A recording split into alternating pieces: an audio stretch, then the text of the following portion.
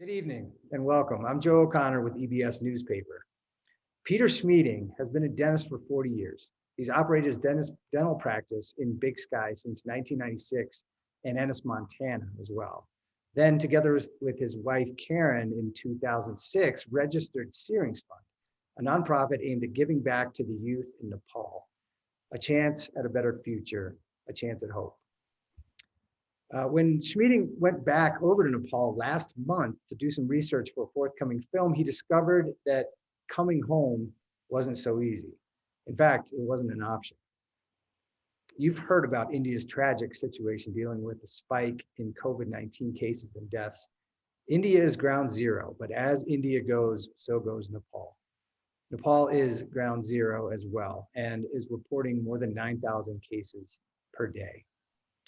While Big Sky has seen a drop in COVID infections and an increase in vaccine availability, Nepal has decidedly not. The first line in an April 30th article in the Kathmandu Post read, "We give up." It was a statement by the Nepal Ministry of Health. Peter Schmieding, welcome to the show. Hey, Joe, good to see you. Good to see you too. Tonight is actually tomorrow in Nepal. So it's Monday evening here in Big Sky, Montana. It's Tuesday in Kathmandu. Yeah, it's Tuesday morning, about 5:30 in the morning on a beautiful day in Kathmandu. Yeah. Nice and cool. Well, and so you're in Kathmandu. What's the temple behind you? And where are you right now? We're in a part of Kathmandu known as Bodhana. And the shrine over my right shoulder is a famous Buddhist religious shrine known as the Bodhana Temple that people come from all over the world. Actually, Buddhists come to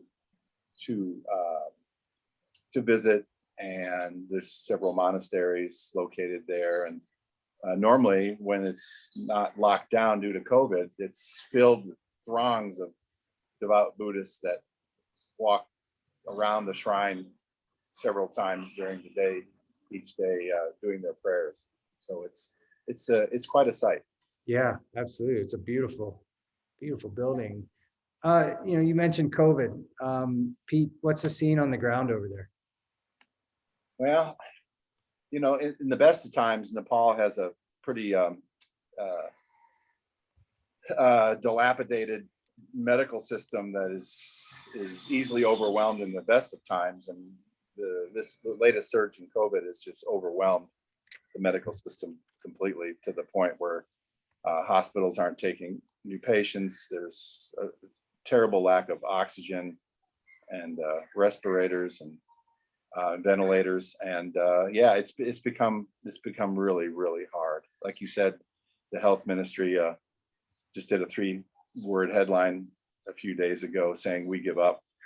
It's just gotten to the point where people are being turned away at the hospitals, and if your loved ones require oxygen therapy, they're just telling the families that they have to go find the oxygen themselves because it's not available in the hospitals anymore. And has this been, I know, about this time, maybe a little earlier in 2020, Nepal was locked down. Are you seeing a similar trend this time, or are things different? Yeah, well, the lockdown occurred in 2020. In fact, a lot of our students have been out of school for almost over a year now. They did go back. Things did improve a few months back where schools reopened, but then the new resurgence in India with this Indian variant has just decimated the medical system and the population here, with the number of new cases and deaths and hospitalizations just like a tidal wave overwhelmed the medical system now. So it's pretty sad, and unfortunately it's the poorest of the poor that get the least amount of treatment because they just don't have the wherewithal that it needs to pay for any kind of private care. Sure. What's the message from the Nepali government right now? Yeah, send help. They've been appealing, they were getting some vaccines in from India and China, but with the ramp up of all the cases in nearby countries, they're withholding the vaccines and using them for themselves. And plus the lockdown is so severe that it's hard for people to get out to get vaccinations, even if they were available. So right now it's just a matter of severe lockdown. People are not allowed out of their homes except for 2 hours a day in the morning. And they're just, it's a sort of a wait and see attitude as the cases increase and the people just try to survive. So Pete, you left for Nepal on April 15th. When were you scheduled to fly back? Yeah, I was scheduled to fly back on May the 7th. But as the lockdown occurred, the international airport was shut, and it remains that way until sometime in June now. So all our flights were canceled. We would try to rebook flights and find ways to get out of the country, but there were no flights available. So we just had to hunker down and be part of the lockdown and try to do what work we could, based out of our hotel here, and try and get out as soon as we could. Sure. Is there hope on the horizon right now? I mean, Yeah, for a few weeks, the U.S. Embassy was saying that they really couldn't help, but eventually they've organized a few charter flights to get U.S. citizens out. And the first one of those left last Sunday. I had an opportunity to fly out on that first flight, but there are a lot of desperate people, U.S. citizens, that are trying to leave the country, many not vaccinated. And so it was pretty difficult to get a seat. So I eventually gave my seat up to someone else that was in more dire need, because I've been vaccinated. I'm in a safe place. My situation is a lot more stable than it is for other people. So I'm scheduled to fly out next Tuesday, the 25th, on the second flight out that the U.S. Embassy has organized through Qatar Airways. And assuming the airport remains open and the flight goes as scheduled, I should be in Seattle and then home in Montana on Wednesday, the 26th. That's good to hear. Well, we're hoping the best for you. It sounds like a difficult situation there, to say the very least. We wish the best to the people in Nepal. I'd like to shift just a little bit here. You've been spending time between Kathmandu and the Helambu region in the north of Nepal. Obviously, Kathmandu is more heavily populated. How is COVID affecting Helambu? Well, a lot of the more rural regional provinces haven't had a huge, COVID has found its way into the villages, but a lot of the villages are so remote with so very few people traveling from place to place to place that it's hard to know the extent, because the reporting is very spotty, and also the medical care is very, very inconsistent. So, there's been articles written about how COVID is getting into the rural districts, but since there's no medical care and very little testing, people either get ill and recover or get ill and don't recover, but it's not really reported in the overall statistics of the country, I think. But in Helambu, there hasn't been a serious outbreak at all. They've been pretty good about locking down and keeping people from traveling from Kathmandu out to the rural districts and bringing the COVID out there with them. So in the Helambu region of Nepal, this is part of the reason why you're there. You're working on a second film for Tsering's fund. I understand you have a special guest for us. Yeah, well, I happen to have someone sitting here that happens to be part of that new film, and actually was the reason for our trip out there. We took a 10-day trip out to Helambu, which is in the northern part of Nepal, up near the border with Tibet. And it's actually my daughter Maya, who is actually the subject of the film, which will be coming out next year. And Maya is a remarkable young woman. She's now a nursing student in Kathmandu, but her life growing up in that area is sort of very representative of the types of young girls that Tsering's Fund is trying to protect and help through education. So yeah, she's here with me, and she can even join us for a few minutes. Yeah, bring her. We'd love to see Maya. Yeah, Maya's now 19. Mhm. She is from a very, very remote area in the northern part of Nepal. Hello, And Maya. Hello. and Maya's, as I came to know Maya as we sponsored her through Tsering's fund, her story is just, the more I learned about it, the more remarkable it became. And we were in search of a new story to work for Tsering's fund, and her story was so incredibly inspiring that I felt it was just a story that needed to be told. So a lot of the upcoming documentary will chronicle her life and the headwinds and the cultural headwinds that she had to face to get where she is today, which is really remarkable.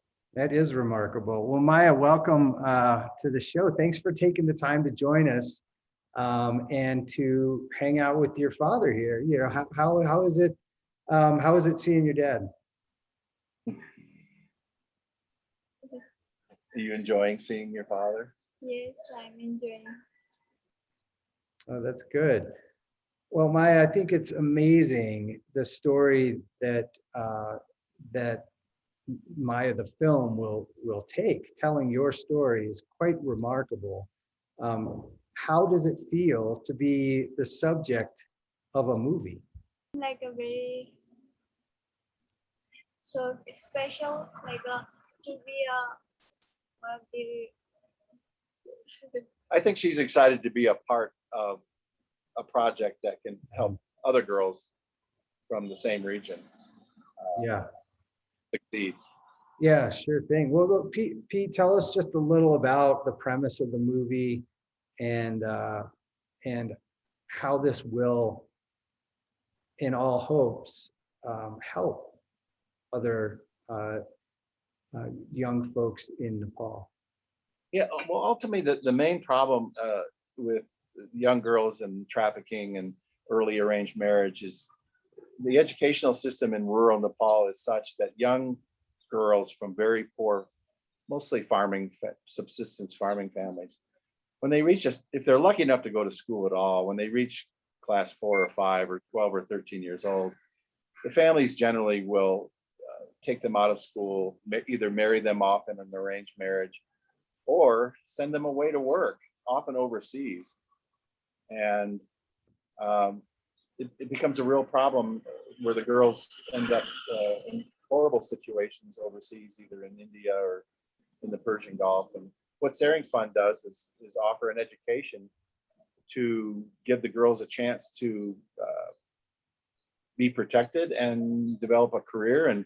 And Maya's story was so amazing to begin with, but also representative of the hundreds or thousands of girls that had been trafficked away, but in her case were helped by someone sponsoring her in boarding school for an education. And so as I learned more about her story and where she grew up and what she had to endure, it's so remarkable that people will really not believe what she had to go through to get where she is today. It sounds like you know, you may be bringing that component into the film a little bit, Pete. How are you going to do that, and how is that going to play out? Well, you know, our trip last week to the region allowed me to, one, spend time. Maya's parents died when she was 4, and she was raised by her paternal grandmother in a very, very remote location in Helambu, on top of a ridge line. And when I learned that she had walked 4 to 5 hours a day to go to school each day, 6 days a week, with an elevation change of 3,000 feet, I just had to see it to believe it. So on this last trip, we actually walked from grandmother's house to school. And it was just astounding that a 7-year-old or 8-year-old young girl 6 days a week would walk, in essence, 5 hours a day to attend school. And and it Incredible. was not an easy walk. And I just it just seemed like something. It was just one of many headwinds that she faced, but it was just so remarkable. I thought it would be worth chronicling in a documentary film. Sure. And Maya in some ways is emblematic of a lot of the especially children growing up in rural Nepal. How many other kids are we talking about here, and how will this film potentially affect them? Well, I mean, in Maya's case, she's reported to me that of all the girls she attended primary school with, she's the only girl left that's still in school. Everybody else she went to school with dropped out to get married early or be sent away for work, and some of them are either never heard from again or have died, overseas. So the rate of attrition for these young girls in many of these schools is really high. But we find that if we can sponsor them in school and get them a good English language boarding school education, then they're very bright, capable young women, and they go on to do great things. It's just remarkable. Mm-hmm. Yeah, no, it certainly is, and applaud the efforts. Yours, Pete, of course, and Tsering's fun, but yours as well, Maya. You've really, it's very impressive what you've been through and how you're dealing with, the world as you know it, and I'm amazed that you're in nursing school now and doing so well. It's so nice to see you, and I hope to meet you before too long. The lockdown down last year, how long did that last? Initially, it was supposed to be 2 weeks. Oh my gosh, how long did the lockdown last year? 1 year. Almost a year, It lasted pretty much, the kids were out of school for just about the whole year last year. And it's a different situation in Nepal, the kids being out of school. I mean, obviously in the States, we have a distance learning option. There's a lot of technology. That's not an option there per se. yeah, well, if the kids have Wi-Fi and have a device, then they do. Most of the schools are offering online classes, but the kids from the rural villages, I mean, some of them may not have electricity and may not have Wi-Fi, and then they may not have a device that's capable. We did spend a lot of time last year supplying smartphones and data cards to many of our students in the rural villages so that they could stay in school.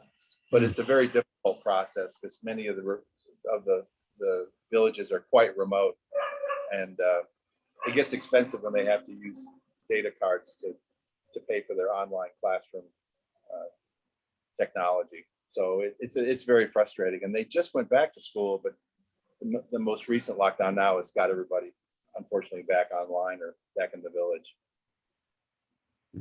Are they? Yeah, I mean, is the government, are the newspapers, are the folks living there? Are we seeing this? Are we seeing a second major shutdown like last year? What's the word from professionals, from the experts? Yeah, it's a complete shutdown here. I mean, they shut the airport. All the bus services are shut. There's no public transportation.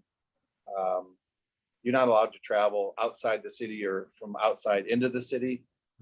It's very strict now with people being able to travel within the country. You cannot leave the country. I mean, it's impossible.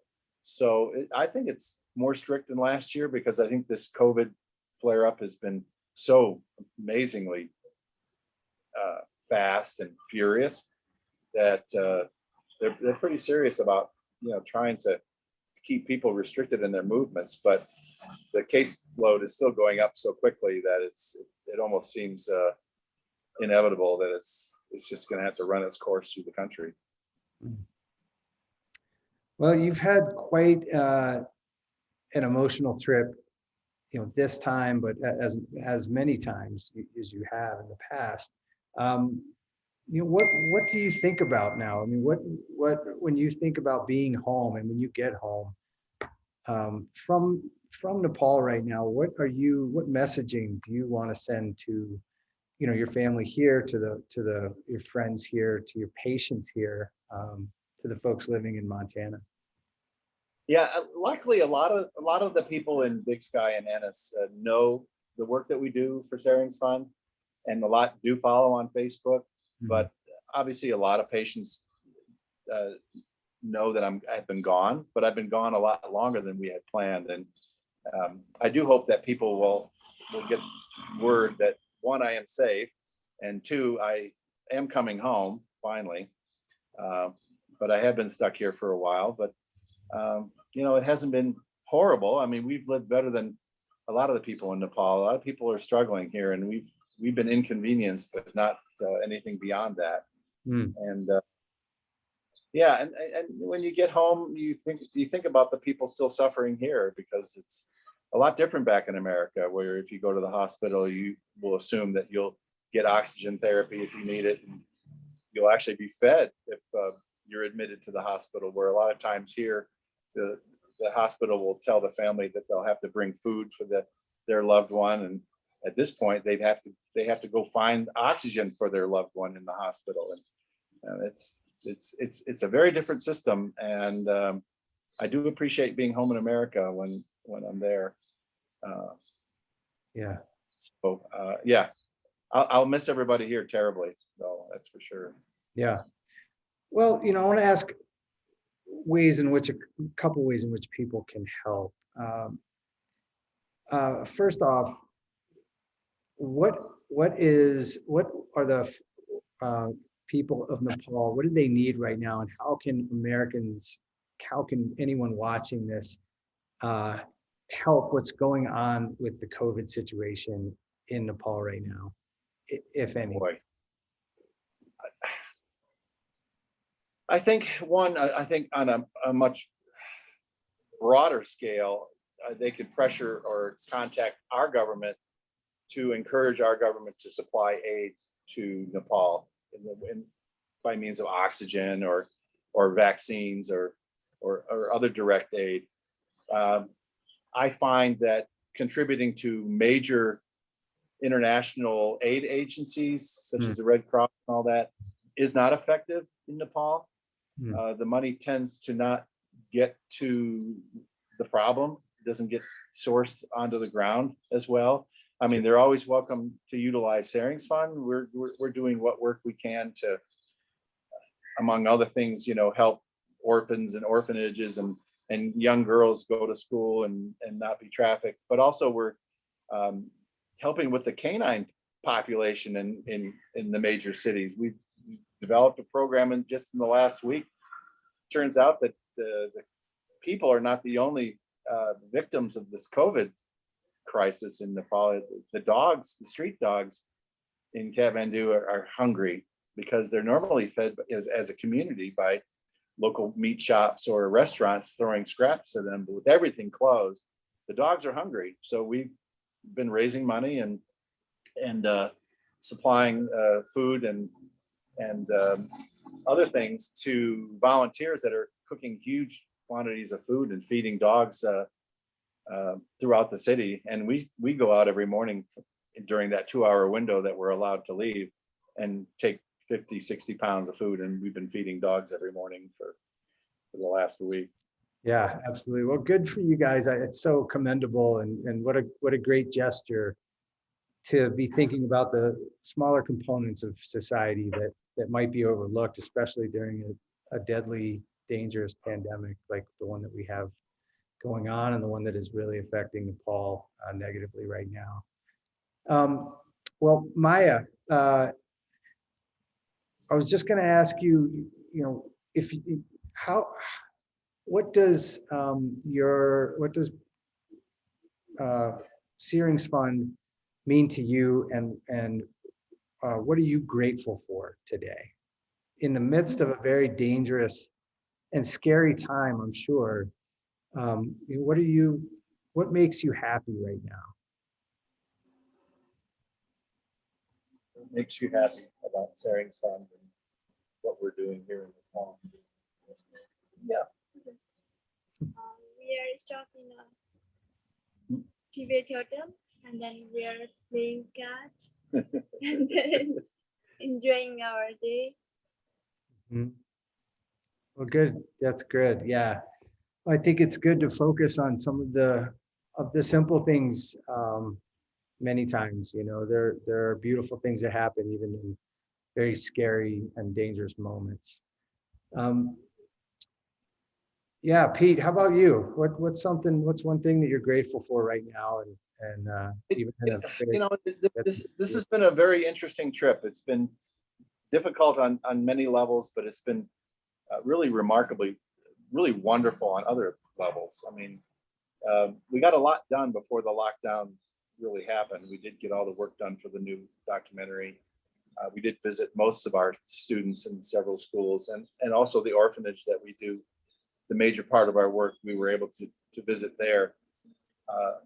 I spent 10 wonderful days. I've been to Helambu many times, but never with Maya in the context of actually seeing where she grew up and what she actually went through in person.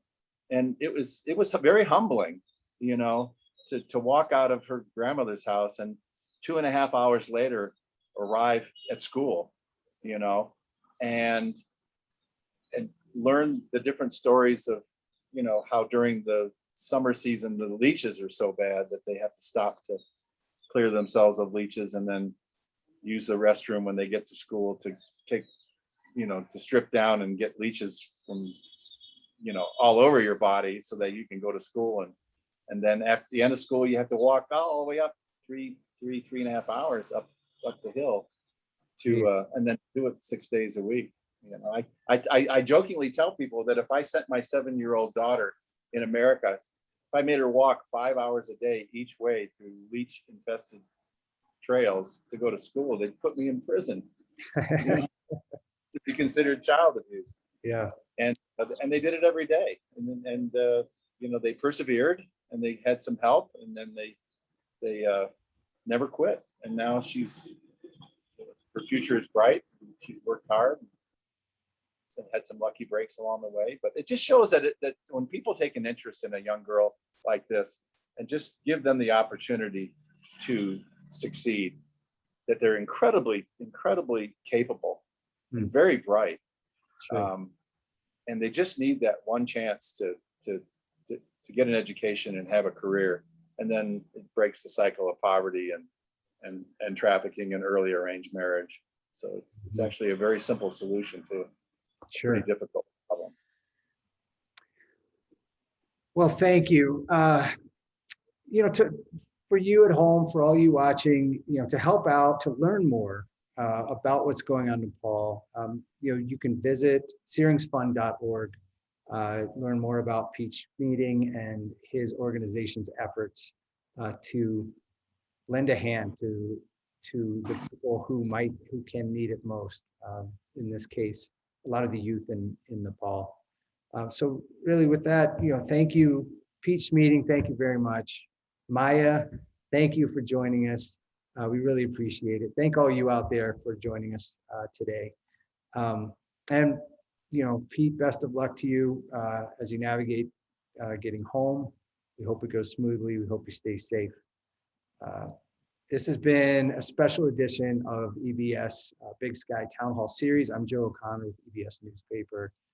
We'll see you next time. And yeah, Pete, Maya, take care. We will talk to you soon. Thanks, Joe. Always good to see you. Great to see you both. See you soon. Take care.